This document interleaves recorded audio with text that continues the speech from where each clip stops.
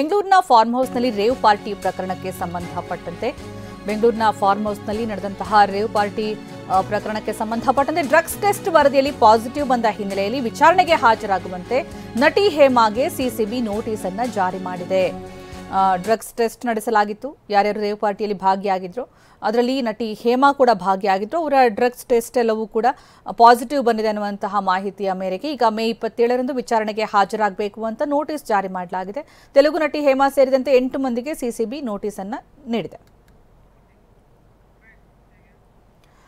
8 ರಾಜ್ಯಗಳಲ್ಲಿ 6ನೇ ಹಂತದ ಮತದಾನ ರಾಷ್ಟ್ರಪತಿ ದ್ರೌಪದಿ ಮುರ್ಮು ಅವರಿಂದ ಮತದಾನ ಮಾಡಲಾಯಿತು. ಉಪರಾಷ್ಟ್ರಪತಿ ಜಗದೀಪ್ ಧನ್ಕರ್ ವೋಟಿಂಗ್ ನಡೆಸಿದ್ರು.